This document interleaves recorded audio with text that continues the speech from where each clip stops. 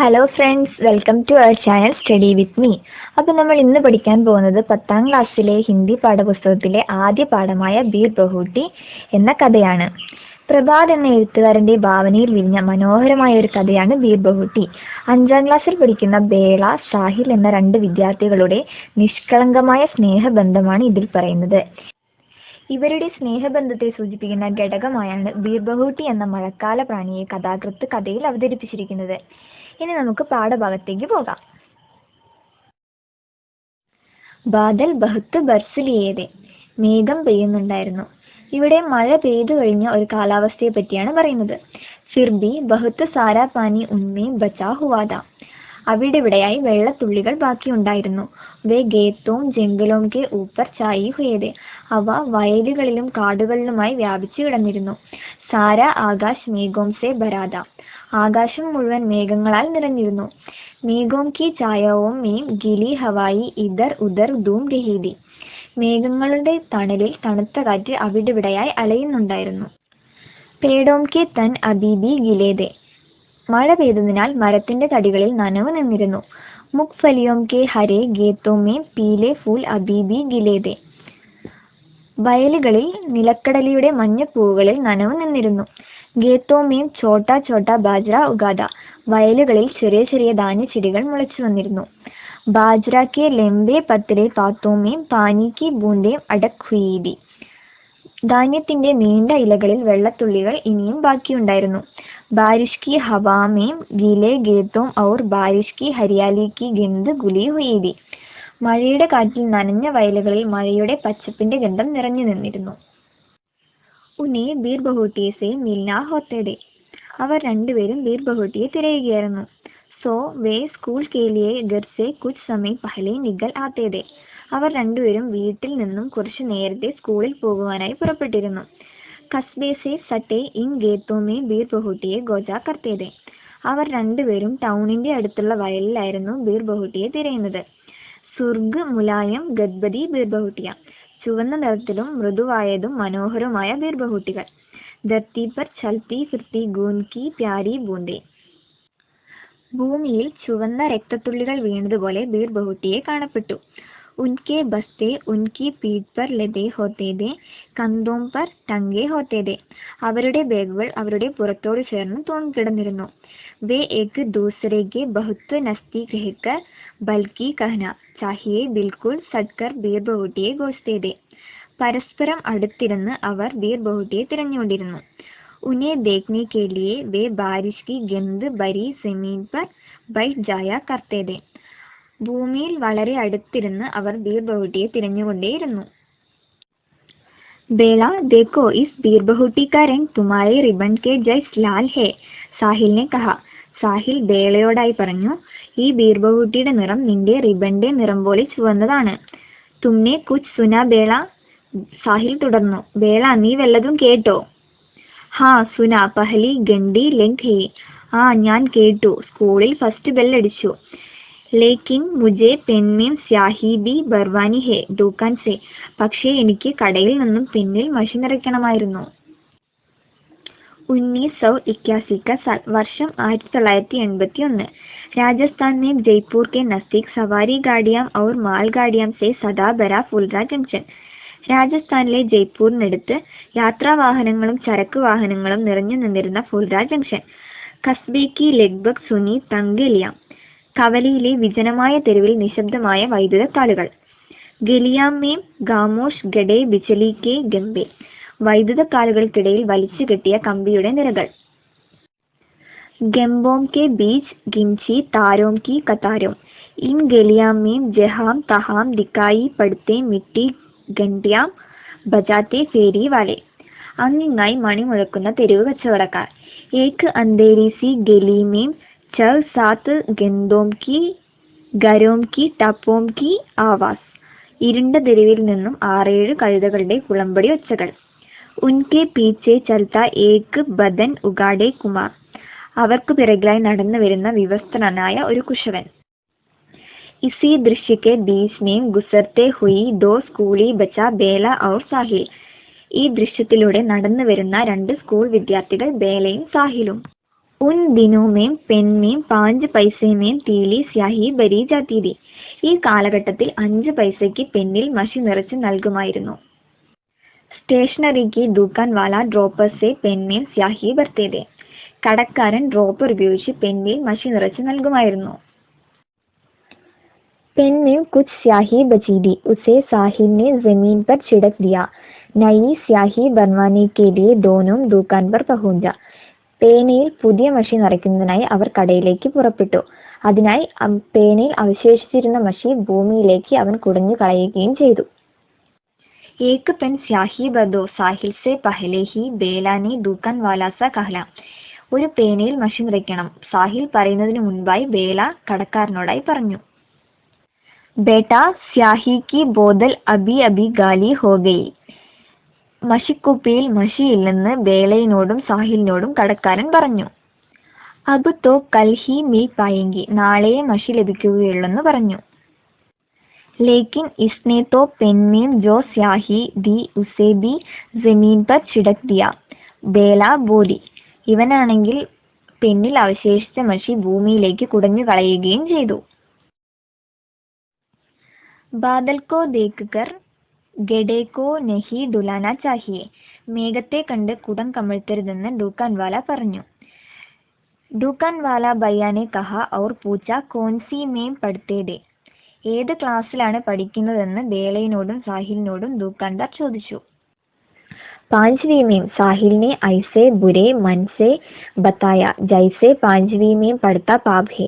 എന്തോ പാപം ചെയ്ത പോലെയാണ് സാഹിൽ 5ാം ക്ലാസ്സിലാണ് പഠിക്കുന്നതെന്ന് പറഞ്ഞത്. ദോനോ ദുക്കാൻ വാല ഭയ്യാനെ കഹ. കടക്കാരൻ അവരോടായി ചോദിച്ചു, രണ്ടുപേരും ഒരു ക്ലാസ്സിലാണോ? ഹാ ദോനോ ഔർ ഹം ദോനോ की सेक्शन भी एक ही है. बेला ने ऐसे गुश होकर बताई जैसे यह कोई बहुत बड़ी बात हो. ബേള വളരെ സന്തോഷത്തോടെ കടക്കാരനോട് പറഞ്ഞു, ഞങ്ങൾ എ എന്ന ഒരേ ഡിവിഷനിലാണ് പഠിക്കുന്നത്. ക്ലാസ് में दोनों पास पास पढ़ते थे. ക്ലാസ്സിൽ അവർ അടുത്തടുത്ത് ഇരുന്നിരുന്നു. കാപ്പി മേം കാം കർത്തേ തോ ദോനോ കാപ്പി മേം കാം കർത്തേ थे. ഒരാൾ കോപ്പി എഴുതുകയാണെങ്കിൽ മറ്റേയാളും അതുപോലെ തന്നെ ഒരുമിച്ചിരുന്ന് കോപ്പി എഴുതുമായിരുന്നു. കിതാബ് പഠിത്തേ തോ ദോനോ കിതാബ് പഠിത്തേ. ഒരാൾ ബുക്ക് വായിക്കുകയാണെങ്കിൽ മറ്റേയാളും അതുപോലെ തന്നെ ചെയ്തിരുന്നു.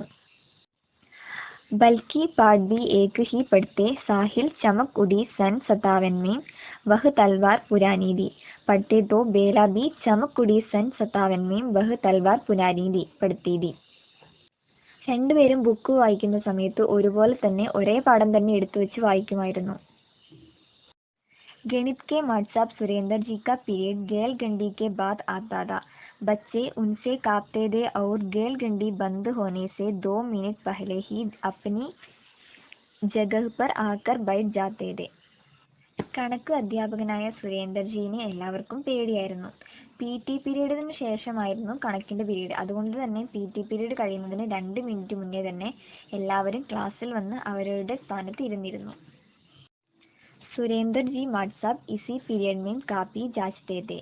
ഈ പീരീഡ് സുരേന്ദർ ജി നോട്ട് പരിശോധിക്കുമായിരുന്നു. जरा सी गलती पर बच्चों के इधर उधर फेंक देते थे या झापट मारने लगते थे. ഒരു ചെറിയ തെറ്റിന് പോലും സുരേന്ദർ ജി കുട്ടികളെ വല്ലാതെ ചീത്ത പറയുമായിരുന്നു. ഉൻകാ ഹാത്ത് ചലനാ ശുരു ഹോത്താ തോ രൂക്നാ ഭൂൽ ജാത്താ था. ഒരുപക്ഷെ സുരേന്ദർ ജി കുട്ടികളെ അടിക്കാൻ തുടങ്ങിയാൽ അടി നിർത്താൻ പോലും മറന്നുപോകുമായിരുന്നു. एक दिन സുരേന്ദർ ജി മാഡ് സാബ് ने बेले के बालों में पंजा फंसाया. ഒരു ദിവസം ബേലയുടെ മുടി സുരേന്ദർ ജി പിടിച്ചു വലിച്ചു.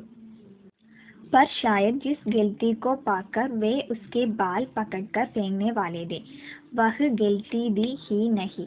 പക്ഷേ വാസ്തവത്തിൽ അവൾ ചെയ്തത് ഒരു തെറ്റേ ആയിരുന്നില്ല. उन्होंने बेलों को छोड़ दिया. പിന്നീട് അവളെ തിരിച്ചുവിട്ടു. बेला के भयनीत चेहरे को देखकर साहिल बुरी तरह डर गया था. ബേളയുടെ പേടിച്ചരണ്ട മുഖം കണ്ട് സാഹിലും ഒരുപാട് പേടിച്ചിരുന്നു. उसने देखा कि बेला के पाँव अभी भी कांप रहे थे. ഇപ്പോഴും അവളുടെ കാലുകൾ വിറച്ചുകൊണ്ടേയിരുന്നു.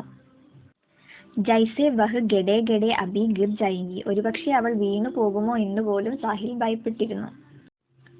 सुरेंद्र जी माट साहब ने कापी को उसके बैठने की जगह पर फेंकते हुए कहा, बैठ अपनी जगह पर. അവളുടെ സീറ്റിലേക്ക് ബുക്ക് എറിഞ്ഞതിന് ശേഷമാണ് അവളോട് സുരേന്ദർജി ഇരിക്കാൻ പറഞ്ഞത്. बेला का मन बहुत खराब हो गया. माट साहब चाहे मुझे पीट लेते मगर साहिल के सामने नहीं. ബേളയ്ക്ക് വളരെ സങ്കടമായി. ഒരുപക്ഷെ മാഷിന് വേണമെങ്കിൽ അവളെ അടിക്കാമായിരുന്നു, പക്ഷേ സാഹിലിന്റെ മുന്നിൽ വെച്ച് വേണ്ടായിരുന്നു. वह साहिल के सामने खुद को शर्मिंदा महसूस कर रही थी, क्योंकि वह जानती थी कि वह साहिल की नज़र में बहुत अच्छी है. ബേളയ്ക്ക് സാഹിലിന്റെ മുഖത്ത് നോക്കാൻ ലജ്ജ തോന്നി, കാരണം സാഹിലിന്റെ കണ്ണിൽ അവൾ ഒരു നല്ല കുട്ടിയായിരുന്നു. जब वह उसके पास आकर बैठी उससे नजर नहीं मिला पाई. സാഹിലിന്റെ അടുത്ത് ബേള വന്നിരുന്നെങ്കിലും അവന്റെ മുഖത്ത് പോലും അവൾ നോക്കിയില്ല. दीपावली की छुट्टियों के बाद जब स्कूल खुला तो बेले का सिर पर सफेद पट्टी बांधी थी. ദീപാവലിയുടെ അവധിക്ക് ശേഷം ബേള വന്നപ്പോൾ ബേളയുടെ തലയിൽ ഒരു വെളുത്ത ബാൻഡേജ് ഉണ്ടായിരുന്നു. कोई उसे होय होय होय सफेद पट्टी कह रहा था तो कोई सुल्ताना टाकू तो कोई कुछ और कहकर चिढ़ा रहा था. ബേള ക്ലാസ്സിലേക്ക് വന്നപ്പോൾ കുറച്ചുപേർ അവളെ വെളുത്ത ബാൻഡേജുകാരിയെന്നും കൊള്ളക്കാരുടെ രാജ്ഞിയെന്നും വിളിച്ച് കളിയാക്കുന്നുണ്ടായിരുന്നു. ये क्या हो गया बेड़ा? साहिल ने परेशान होते हुई पूछा. സാഹിൽ ബേളയോട് ചോദിച്ചു, നിനക്കിതെന്ത് പറ്റിയതാണെന്ന്. छत से गिर गई बेला ने हंसते हुए कहा और कहा, बहुत दिन हो गई, आज गैलगड़ी में गांधी चौक में लंगड़ी डाक चलेगा. ബേള ചിരിച്ചുകൊണ്ട് പറഞ്ഞു, ടെറസിൽ നിന്ന് വീണതാണെന്ന്. കൂടാതെ ഇന്ന് കളിയുടെ പിരീഡാണെന്നും ഗാന്ധി ചൗക്കിൽ പോയി കളിക്കാമെന്നും ബേള സാഹിലിനോട് പറഞ്ഞു. നഹി ഗേലേങ്ക തേരെ സിർമേം ഫിർ സെ ലഗ് ജായേങ്കി തോ. ഇന്ന് കളിക്കാൻ പോകണ്ടെന്ന് സാഹിൽ പറഞ്ഞെങ്കിലും ബേള വാശി പിടിച്ചുകൊണ്ടേയിരുന്നു. നഹി ലഗേങ്കി ബേലേനെ സിദ്ധ की और वे हमेशा की तरह सारे बच्चों के साथ गांधी चौक की बालू में पूरी गेल गंडी लंगड़ी टांग गेले. ബേളയും സാഹിലും കുറച്ച് കുട്ടികളും കൂടെ ഗാന്ധി ചൗക്കിന്റെ അടുത്ത് നിന്ന് കളിച്ചു. इन बच्चों के अपने चारों ओर गेलने देखकर गांधी जी की मूर्ति ऐसी दिखाई पड़ती जैसे और समय से कुछ अधिक मुस्कुरा रहे हो. കുട്ടികളെല്ലാവരും തന്നെ ഗാന്ധിജിയുടെ പ്രതിമയുടെ അടുത്ത് കളിക്കുമ്പോൾ ഗാന്ധിജിയുടെ പ്രതിമ പതിവിലും വളരെ മനോഹരമായി തോന്നി. रविवार का दिन था. साहिल अपने घर में नीम के पेड़ की डाली पकड़कर झूम रहा था. സാഹിൽ തന്റെ വീട്ടിലെ വേപ്പ് മരത്തിൽ ഊഞ്ഞാലാടുകയായിരുന്നു. वह एक स्टूल पर चढ़कर झूलता था. अचानक टूटे स्टूल की एक कील साहिल की पिंडली में लग गई. 1 इंच चेहरा गंदा हो गया. സാഹിൽ ഒരു സ്റ്റൂളിൽ കയറി നിന്നായിരുന്നു ഊഞ്ഞാലാടിയത്. പെട്ടെന്ന് പൊട്ടിയ സ്റ്റൂളിൽ നിന്ന് ഒരു ആണി അവന്റെ കാലിൽ തളച്ചു കയറി. 1 ഇഞ്ച് ആഴത്തിൽ അവന്റെ കാലിൽ ഒരു മുറിവുണ്ടായി. ഉസേ സർക്കാരി अस्पताल में पट्टी बंधवाने के लिए जाया गया.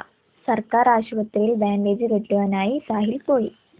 उसने देखा कि 2 लोगों के छोड़कर आगे बेला गंडी है. ഈ സമയത്ത് സാഹിൽ 2 പേരുടെ മുന്നിലായി ബേളയെ കണ്ടു. സിർമേം പട്ടി ബന്ധ്വാനെ ആയി ഹെ. ബേള തന്റെ തലയിലെ ബാൻഡേജ് മാറ്റുവാനായി വന്നതായിരുന്നു. स्कूल आते जाते हुई और कक्षा में कई दिनों तक 2 ऐसे बच्चे दिखाई देते रहे जिनमें से एक से सिर पर पट्टी बंधी होती और एक की पिंडली में. അടുത്ത ദിവസം ക്ലാസ്സിൽ 2 കുട്ടികൾ വന്നപ്പോൾ ഒരു കുട്ടിയുടെ തലയിലും ഒരു കുട്ടിയുടെ കാലിലുമായി ബാൻഡേജ് കാണപ്പെട്ടു. സഫേദ് പട്ടി വാലെ യെ ദോനോം കहीं पर भी साथ ही दिखाई देते. ആ വെള്ള ബാൻഡേജിട്ട 2 കുട്ടികളും ഏത് സമയവും ഒരുമിച്ചായിരുന്നു നടന്നിരുന്നത്. 5वीं कक्षा का रिजल्ट आ गया. दोनों छठी में आ गई. यह स्कूल 5वीं तक हो था. 5ാം ക്ലാസ്സിന്റെ റിസൾട്ട് വന്നു. 2 പേരും 6ാം ക്ലാസ്സിലേക്ക് ജയിച്ചു. ആ സ്കൂളിൽ 5ാം ക്ലാസ് വരെ ഉണ്ടായിരുന്നുള്ളൂ. സാഹിൽ അബ് തും കഹാം പഠോങ്കെ ബേലനെ പൂച്ച. ബേല സാഹിലിനോട് ചോദിച്ചു, ഇനി നീ എവിടെയാണ് പഠിക്കാൻ പോകുന്നത്? ഔർ തും കഹോം പഠോങ്കി ബേള സാഹിലിനെ പൂച്ച. ബേളയുടെ ചോദ്യത്തിന് ഉത്തരം നൽകാതെ സാഹിൽ ബേളയോട് ചോദിച്ചു, നീ എവിടെയാണ് പഠിക്കാൻ പോകുന്നത്? മേരെ പാപ്പ കഹ് രഹേ ഥേ കി തുജെ രാജകീയ കന്യാ പാഠശാല മേം പഠായെങ്കി ഔർ തും. തന്നെ ഒരു ഗവൺമെന്റ് ഗേൾസ് സ്കൂളിലാണ് പഠിക്കാൻ വിടുന്നതെന്ന് സാഹിലിനോട് ബേള പറഞ്ഞു. मुझे अगल साल अजमेर भेज देंगे, वहाँ एक हॉസ്റ്റल है, घर से दूर, वहाँ अकेला रहूँगा. വീട്ടിൽ നിന്നും വളരെ അകലെയുള്ള അജ്മീർ എന്ന സ്ഥലത്തുള്ള ഹോസ്റ്റലിലാണ് തന്നെ പഠിക്കാൻ വിടുന്നതെന്ന് സാഹിൽ ബേളയോട് പറഞ്ഞു. ക്യോം സാഹിൽ, പതാ നഹി ക്യോം. അതെന്താ എന്ന് ബേള സാഹിലിനോട് ചോദിച്ചു. പക്ഷേ സാഹിൽ തിരിച്ചു പറഞ്ഞത് തനിക്കറിയില്ല എന്നാണ്. तो यानी कि अब तुम फुलेरे में ही नहीं रहेंगे? ഇനി നീ ഫുലേരയിൽ താമസിക്കില്ലേ എന്ന് ബേള സാഹിലിനോട് ചോദിച്ചു. നഹി, തുമാരാ റിപ്പോർട്ട് കാർഡ് ദിക്കാനേ. ഇല്ല, നീ നിന്റെ റിപ്പോർട്ട് കാർഡ് തരൂ, സാഹിൽ ബേളയോടായി പറഞ്ഞു. സാഹിൽ ബേളയ്ക്ക് റിപ്പോർട്ട് കാർഡ് ദേഖ് രഹാ था और बेला साहिल का आज आखिरी बारी वे एक दूसरे की कोई चीज को छूकर देख रहे थे. അവർ പരസ്പരം അവരുടെ റിപ്പോർട്ട് കാർഡുകൾ നോക്കി. തുമാരി ആങ് മീം ആംസു ക്യോം ആ രഹേ ഹേ ബേള. എന്താണ് നിന്റെ കണ്ണിൽ നിന്നും കണ്ണുനീർ വരുന്നതെന്ന് സാഹിൽ ബേളയോട് ചോദിച്ചു. മുझे क्या पता, बेला ने टप टपाई आंखों से हंसते हुई कहा. ബേള നിറ കണ്ണോടെ ചിരിച്ചുകൊണ്ട് പറഞ്ഞു, എനിക്കറിയില്ലെന്ന്. സാഹിൽ की आंखों ബീർബഹൂട്ടി की तरह लाल होने लगी थी.